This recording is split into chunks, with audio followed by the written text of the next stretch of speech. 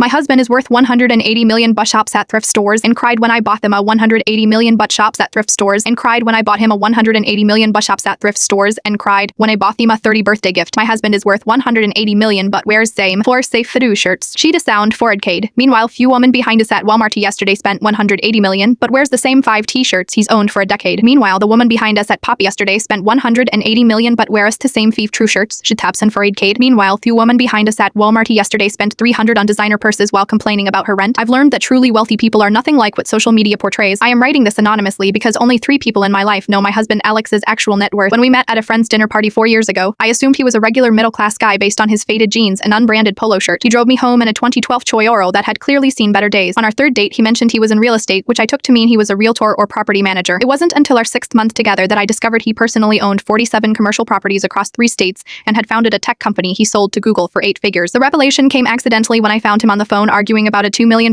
wire transfer that hadn't cleared. When I asked if everything was okay, he seemed embarrassed and finally explained his financial situation. I don't tell people because it changes how they treat me, he said quietly, and honestly, I grew up with nothing. I'm still that same kid who wore the same 3 shirts to school and got made fun of for it over the years. I've noticed patterns in Alex and his equally wealthy friends that completely contradict what most people think rich looks like. His everyday watch is a $60 Casio, though he owns a Patek Philippe worth more than my parents' house that he wears only to board meetings. He gets genuinely distressed about wasting food and always takes leftovers home from restaurants using containers he brings himself. He cuts his own hair most of the time because paying $50 for a haircut seems excessive. When I bought him a handmade leather wallet for his birthday, $30 from a local craftsman. He'd been using the same duct-taped wallet for 12 years. He and his billionaire college friend James spent 3 hours last month comparing notes on which grocery stores have the best deals on basics like eggs and bread. The same week, Alex was negotiating a $40 million property acquisition. I found him carefully separating 2-ply toilet paper into single sheets to make it last longer. Meanwhile, I have coworkers who make $50,000 a year but spend thousands on designer bags and lease luxury cars they can barely afford. They post every purchase on Instagram with number blessed and number luxury lifters are. Last Christmas, Alex's friend Thomas, net worth approximately 350 million, shows up to dinner party in a 15 Piger Rutholzweeder with visible holes. He brought homemade cookies and a bottle of wine. He chatted and sailed that some evening. He quietly pied off the indical Deb to foreign Maybor. Tash gelled tarot over 350 million, showed up to our dinner party in a 15-year-old sweater with visible holes. He brought homemade cookies and a bottle of wine he'd gotten on sale. That same evening, he quietly paid off the medical debt of our neighbor's child parent over 350 million. Schoberner Partina Partina, 15 Ibier Rutholzweeder with visible holes. He brought homemade cookies and a bottle of wine he check gotten on sale. That same evening, it quietly paid off the indical debt to four neighbor Tash Cheld drove 200,000 reals per after overhearing their financial struggles. The truly wealthy people I've met through Alex are generally incredibly careful with everyday expenses, obsessive about quality over labels, uncomfortable talking about their money, generous and meaningful ways rather than flashy ones dressed so normally. You'd never look twice at them in public, the loudest people on social media, because some people spend their money trying to look rich, others become rich by not caring how they look. I know which approach actually builds wealth, perch, and genuine happiness.